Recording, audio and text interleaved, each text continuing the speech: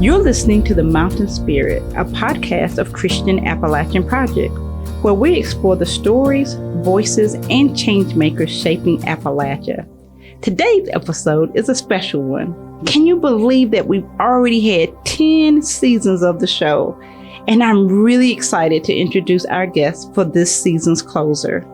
Our guest today is Jennifer Stolo, the new president and CEO of Christian Appalachian Project. Jennifer brings decades of leadership experience in human services, philanthropy, and mission-driven storytelling, and she's stepping into this role with a deep respect for CAP's history and a hopeful vision for its future. Jennifer, welcome to the podcast. Thank you. So excited to be here. We're so glad to have you. So, Jennifer, if I had to ask you for an elevator pitch of who is Jennifer Stolo outside of work, what would you say? Oh, outside of work. Okay. Well, Jennifer Stolo outside of work is a mom of 6 kids with a fabulous husband, luckily, because that's a lot with 6 kids, all grown though out of the house. And what's exciting is being over in this direction. Many of my daughters live this way. So I'm so excited for them to be near me. I am also someone that was an avid athlete, actually all of my life. And so a little bit older now, so maybe I don't play quite as much sports, but love sports. Love being with family. My mom lives with us. She's fabulous. She's so much fun, and love to play Yahtzee. All right. So you came to the sports place in Kentucky because we have Kentucky Wildcats basketball. We have women's and men's. They're both phenomenal.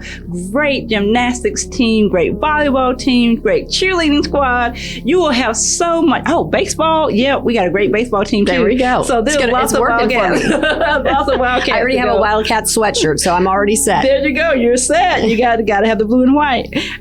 So you share that you and your husband are excited about planting roots in Kentucky. What are you most looking forward to about living here? You know, it really brings kind of home back. I've told a lot of people here, actually, my whole entire family's from Pennsylvania, little town called Pottsville. And my sister and I are the only ones that were born in California. So we spent our summers growing up as children, in Pottsville with our grandparents, and, so many great memories of big thunderstorms sitting out on the porch with them and chasing, fireflies, as California people say, lightning bugs, as we say over here, right? Absolutely. Exactly. We'd go home to California, like, what is a lightning bug?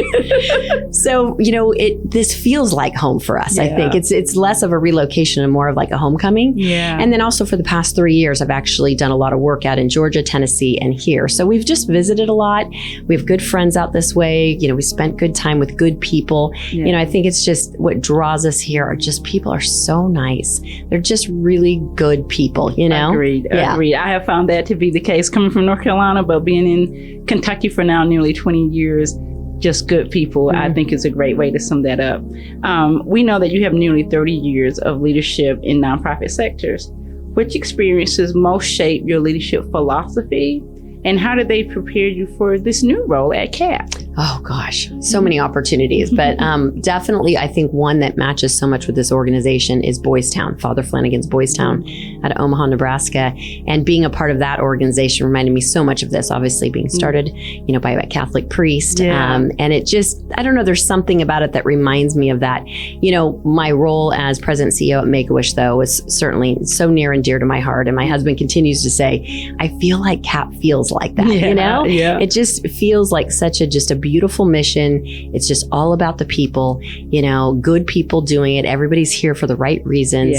And just the intent of just helping our participants in the Appalachian region just feels so much like that. And so, I've had lots of experience in things that bring me here too. Child development for 10 years, worked at the California Dental Association and ran a very large campaign. So philanthropy is definitely deep in my soul. So I think so much of my career has just culminated, I think, to this moment. I feel excited to bring so many things here from my experience, from my personally, and just being here with all of you has just been such a welcoming experience. I always think about how God brings all those life experiences together, and we don't see the whole journey, but he sees it, and he's always preparing us, and each step of the way gets us closer to that. And so it's so exciting to see you here at CAP and to see how God is going to use those past experiences to continue to lead CAP into the future. If you would ask me 9 months ago if I'd be sitting here in Lexington, Kentucky, I'd be like, no, I don't think so. But it was definitely, it was God poking at me. I always call him, when God whispers to you. And, when this journey started 7 months ago, I just kind of rolled with it for a little while. And as I got closer and closer and, reality started to set in, there was just so many things and messages that God was sending me that I think was telling me, just you jump into this. This is for, you are going to be good for this place because this is your journey. And it's just, he keeps telling me, I love it. Yeah. Love it. So, you talked about Make-A-Wish. So you oversaw significant growth at Make-A-Wish while maintaining mission integrity. You also talked about fundraising, and we know that's a big part of what we do here at CAP as well. How do you balance expansion, sustainability, and faithfulness to the mission? Yeah, when I started at Make-A-Wish, it was out of Sacramento, and we had Northern California, so to speak. And in a short amount of time, I was asked to acquire Nevada, and there's a Nevada city in California, and that's what I thought they meant. And they said, no, the state of Nevada. Oh, okay, that's a little bit bigger and different. And then later on, Central California, which took you all the way to the edge of to LA. Mm-hmm. And I think with each opportunity to do that, there was so much opportunity to obviously run an organization better, the infrastructure, being able to save on expenses so you could give more back to those that you're serving. And I think as you continue to grow, you find ways that you're touching the community, you're taking care of your people inside, you're taking mostly, care of the people that you're serving. And I think as you take one step at a time and continue to grow, I think in the back of your mind as a leader, that you're able to serve so many more people with in so many beautiful ways.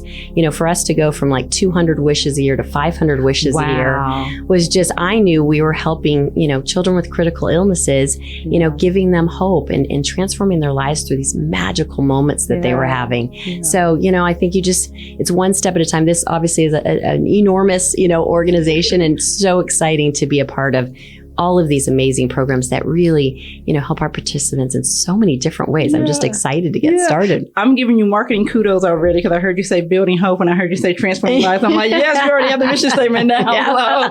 We're bringing Christ's loves to the Appalachian region. Exactly.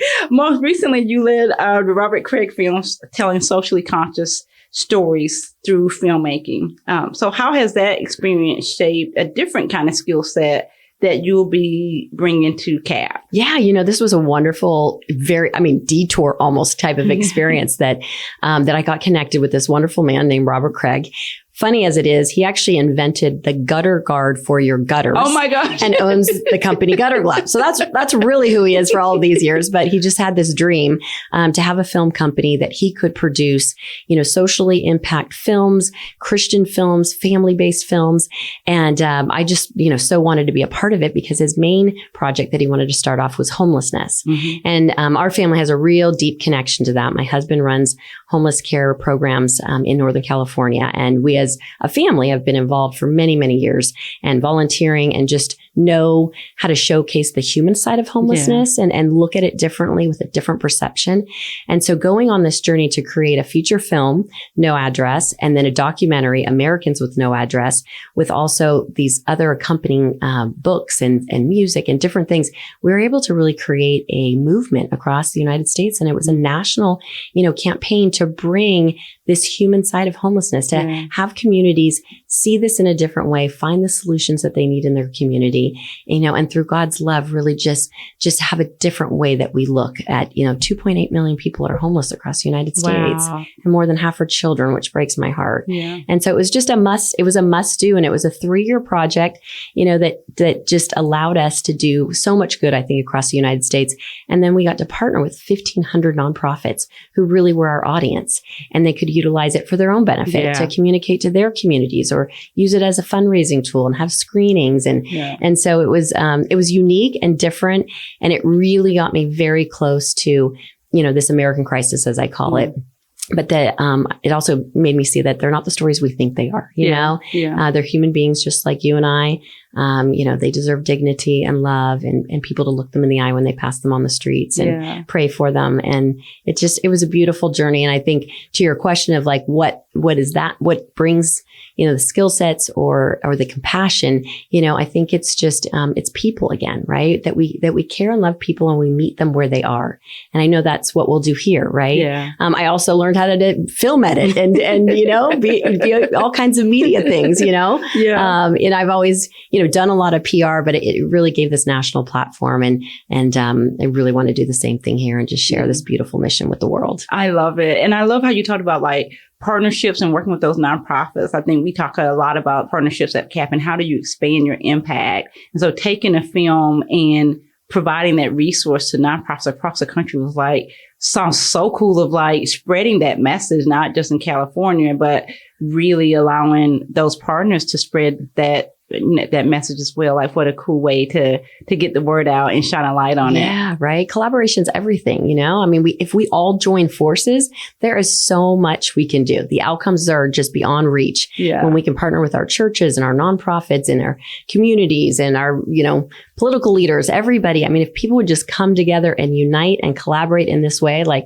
you can take on the world. Exactly. So I want to talk a little bit more about No Address, which was your most recent feature film project. And there was a companion documentary, which you mentioned already, Americans with No Address. What interested you, and you talked about your husband's work as well, but what interested you personally about that project? And what did you learn about the crisis that surprised you? Yeah, I think what I loved about this is that it was a feature film, fictional, but based on true events. But what everybody wanted to do as producers, so I got the producer title. That's kind of cool. That's the first thing I've ever had in my life, right? So I'm a producer. No, but it's, we went on a journey to actually study and research homelessness. And the point of that was that we wanted to make sure that the movie was authentic. Yeah. That it really did tell stories about the gateways into homelessness, and it featured different storylines like foster care and abuse and, mental health and all of that. But in order to do that, we really felt like we needed to know. And we all had experience in that, like I just explained, with my husband and our family as volunteering. But this 3-week journey across the entire country for 20 major cities with high levels of homelessness allowed us to see what's working, what's not working, and mostly how we got here as a country over many decades. It wasn't just COVID. It wasn't just yesterday. And so, we started on the West Coast and ended on the East Coast and back. And what I learned so much is that when there are wraparound services in campus-like models, when all the services are there, and there's all the services that one might need, because, I always say like, if you had a heart condition, I had a heart condition, we're going to have a different diagnosis. Yeah. And that's how homelessness is. There's just not one solution. Everybody has their different story and their different needs.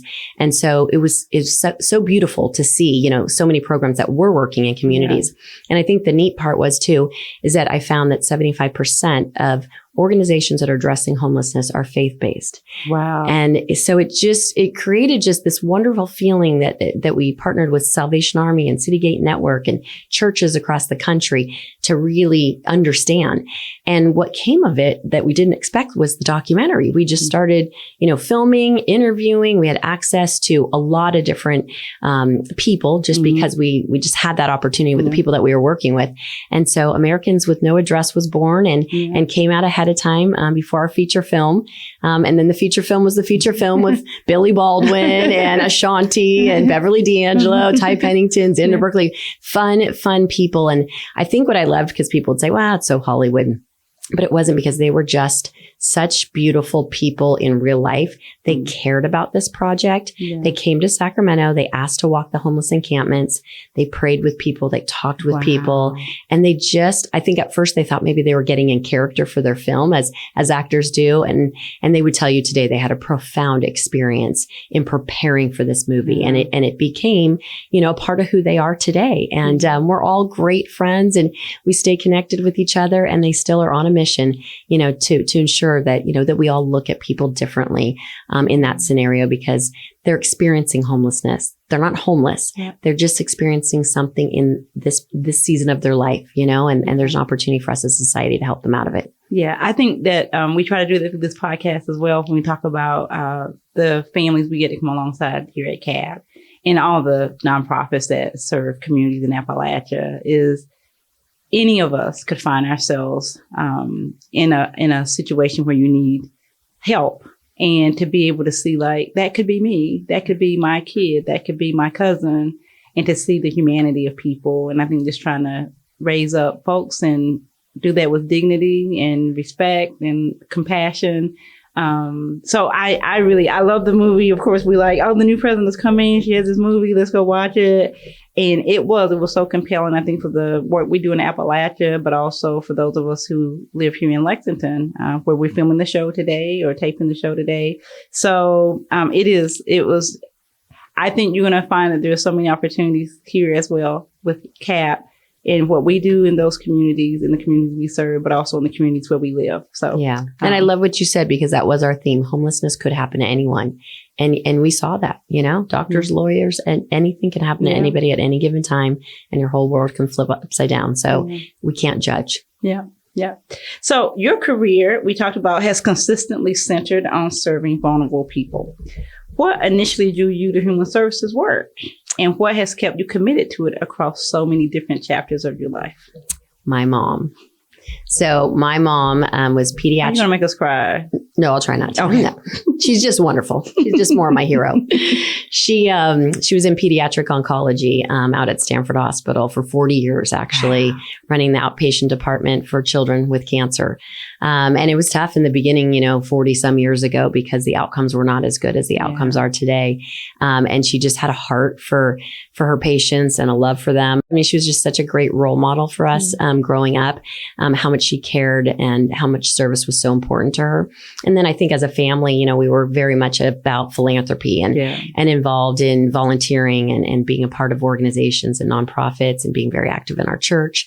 And I think she just really set that role model, of like, our job is to give back, like it's just there. I know nothing different, it's just like I walked out of college and that's what I was going to do. I mean, I didn't know exactly what I was going to do, but it made me feel good inside to be a part of a community and serve people in whatever way that they needed, and I went from child development to foster care, to underserved communities that needed access to oral health care, then on to, Make-A-Wish and then homelessness and then here. So, they're all different types of human services, but the overarching thing is God, I think, took me on this journey so I could be something for other people. And I always tell my kids, if you wake up every morning, it doesn't feel like a job and you get to make a difference in someone's life, like you can't buy that, right? Amen. That's Amen. Not a job. And from that, I think my husband and I have been great role models for our kids too. Yeah.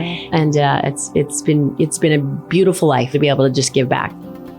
You can make this summer into a season of service and have a lifetime of impact on youth in Appalachia. Join us in the great outdoors by becoming a camp counselor at one of our 2 beautiful camps in Eastern Kentucky. Room and board, stipend, travel reimbursement, and educational award are available. Apply today at christianapp.org/volunteer. That is christianapp.org/volunteer. Appalachia. You're here now with Christian Appalachian Project. It is often misunderstood or reduced to stereotypes. How does your background shaping narratives help you see Appalachia through a different lens? Well, I think it goes back to that Pennsylvania, right? My family, from different regions. My grandfather was actually U.S. Marshal for Pennsylvania. And again, back to, vulnerable people, homelessness, working alongside, a child that has a critical illness that that it's not their fault, right? Yeah. Someone who's homeless, that's experiencing that in that point in time. And I think this region feels like a region that you want to support and connect. And I know it has a lot of misconceptions. And being here, these are people that have tradition, that love their families, love people, want to do good for others as well too. And sometimes just struggle, but grateful, right, for the services that we can provide at CAP. And I'm grateful for the people around them, for our team that loves them, right, and that feel that. Just the smiles, and all the photos, even before I began, walking up and down the hallways, you just feel God's love in this community. And it feels good to be here. So let's talk a little bit about storytelling. Storytelling shapes how the world sees a place and how it sees its people. How do you see CAP helping tell a fuller, more dignified stories about Appalachia, whether that's stories of hope or transformation, in addition to balancing that with the real need that exists in some of our Appalachian communities? Well, I think storytelling in general, right, is just, it's so powerful. It's what I've done all my career, in the sense that you tell the stories of your organization and how, they're changing lives and transforming. But it's important that people have that understanding and that visual of what it is that we're doing, and how people's lives have been changed. When I was at Make-A-Wish, we'd start with the beginning of the journey when the child got sick and how it just changed overnight. They were playing soccer, in the fields the day before. And then their whole journey, but how their life was transformed because of our organization and because the love that was given and just the incredible magical wishes, and that's the same here. Like, the world needs to hear the stories of this community and needs to hear people's journeys, that we all can end up in a certain place that doesn't feel good. But then you have organizations like CAP that can come in and provide the services and the love and the support that a child, an elder, a family needs to take that next step, to move out of whatever doesn't feel good at that time. And stories do that. Stories are powerful. We hear something, we can visualize it, and then we want to be a part of it, and that's what you want. Then you want those volunteers to come and be a part of that, that everybody's there doing this together. Yeah, I love that. Like, thinking of yourself, like being able to see yourself in someone else's story, like hearing a story and thinking, oh my gosh, like I could see myself on that porch or working on that roof or serving in that kitchen. And so that's the power of storytelling, to bring us, even though you may have never been to Appalachia or to Kentucky, but you could see it by hearing a powerful story of someone. Yeah. And it's so important for everybody to tell the story, right? Not just me and you, right? And not just even our staff, but volunteers and the participants and everybody that comes in contact with it. You hope they just go back out and tell the beautiful stories of CAP and everything that's happening from the inside out. Absolutely. I love it. CAP emphasizes dignity. That already self-help. We come alongside families and faith-centered service. What aspects of CAP's culture has stood out to you the most as you prepare to step into your role as the CEO and president? Well, I think one thing, on the second day, I went back home to my husband and I said, I don't know if they're faking it over there, but they are so nice. Everybody is so welcoming, and then I went back the next day, I'm like, they're still this way. And it's funny because I was saying that to a lot of, the staff here, and they said, I know people say it all the time. Like, are you all really like this all the time? And, everybody's reassured me that they are. It's just such a beautiful, warm, welcoming place. It is certainly the piece that I got from day one. And, that just makes me feel so good that I'm here with my family, being able to part of something that I'm like too, that this feels like home. It feels like family. When I was going through the interview process, that was a big conversation a lot about, how do you approach as a leader an organization and your people? And I said, they're my family. That was, I know, the connective piece for all of us too, is that it felt like a family, and that's what I was used to. That's what I wanted to make sure that I still stayed a part of. I love it. We know that in Appalachian communities, as in many communities, trust is essential in getting people to share their stories with you. How do you approach building trust with staff, volunteers, donors, supporters, and the people that CAP serves? Trust is huge, right? It just needs to be the central core of everything that you do. And trust takes time to build, right? People are going to think I'm, the crazy blonde girl from California and maybe not trust me just right away. What is she doing here in Kentucky? But, I think when you interact with people and you're genuine and you're authentic, that alone just opens those doors for trust. And then, trust is something you work on every day, just like a marriage, right? We all have to remain connected and be open, transparent, honest with each other, and then be vulnerable. So much about trust is just being vulnerable, sharing your stories. And so I can feel that here as a team, right? It's not always easy for the people that you serve, because that's hard. And many times they're in situations and scenarios that, it's hard to have that trust. But I think as organizations like this that have teams and staff like this is where I see, participants trusting in our team. And when you trust in that, then they're able to be vulnerable and share their stories. And by sharing their stories, then the world gets to hear them and be a part of the love that we all feel here. Yeah. Okay, so let's turn a little bit more to being CEO of CAP. What does success look like for you in your first year as president, CEO? I think the most important thing I've asked everybody is, what do you want to preserve at CAP and why? And every single person has said to me the mission. And I love that because I'm a very mission-centered, driven leader, have been that all of my life. And I always say, when there's a decision to be made and it becomes difficult, you just immediately turn to the mission and you have the answer, right? If it doesn't match with the mission, then we're not making the right decision. And so I think that's such a critical part of everything that happens here and why we're all here, doing what it is that we're trying to do. And what I've promised everybody here is that I'm here right now to listen, learn, so that I can lead wisely. I know it's a big learning curve because there's a lot of programs. I'm someone that is visible, approachable, and I want to be out there so that I can listen and learn, so that I can lead, with that. And at the end of this year, if we're feeling like mission's been preserved, which it will be, we don't even have to question that, right? And we've all built enough trust that we can take risk on new things if we want to do that. I think this organization is so solid. You want to walk into something that you don't have to always fix. Right. And this is such a great organization that all it can do is go up. And so I think there's exciting opportunities to just enhance everything, to just have the most success we can possibly have in all of our programs. So my goal is to really create more awareness, because by doing that, more people hear our stories, more people will support what is needed. And we have immediate needs and we have a lot of future needs here at CAP. We want to be here for another 61 years, right? Absolutely. Yeah. So, that would be the starting point of what I'd like to see in the first 12 months. I think that's a great starting place. How do you measure impact? Beyond numbers, beyond dollars raised, we know we do philanthropy, and we know we do impact stories and all of those things, especially when the work involves spiritual, emotional, and generational change. How do you personally measure it, impact?